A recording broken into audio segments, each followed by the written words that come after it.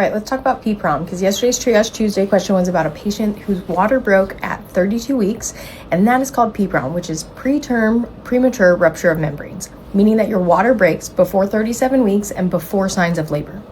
So let's say this happens at 32 weeks, just like in our Triage Tuesday from yesterday. Obviously, this is not ideal and not what we want. But if you're not contracting, you don't have any fevers, baby looks good, and there's no signs of infection like uterine tenderness, fevers, discharge that is foul smelling, typically this is something that we can do what's called expectant management for, which is where we watch and wait you while you're admitted to the hospital.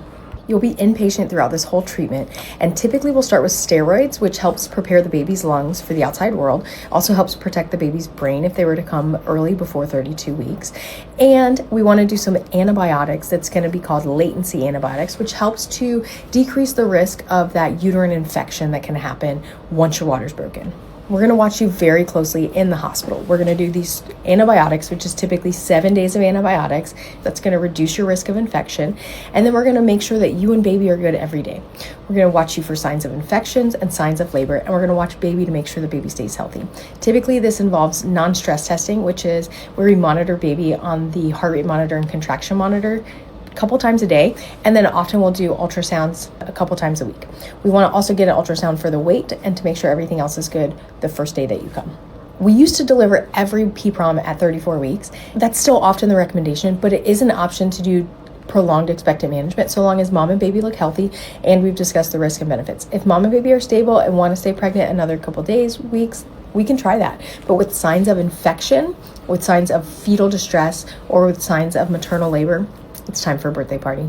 As long as baby is cephalic, meaning head down, we don't have to do a C-section just because of this. But with signs of labor or infection, we're going to move towards delivery. So PPROM is something that sounds very scary, and it is because it puts moms and babies at risk of infection, of labor, of prematurity. But it's something that we can definitely have a plan for and take care of you for in the hospital. If your water breaks, go to the hospital, let's deal with it, and let's keep you and baby safe. The longer we keep you pregnant, the better outcomes for baby, and hopefully a lot less time in the NICU.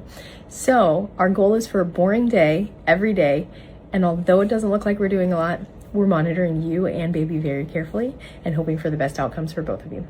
I hope you guys learned something today on Wisdom Wednesday. Stay tuned next week for another educational point with Triage Tuesday and Wisdom Wednesday. Have a great day.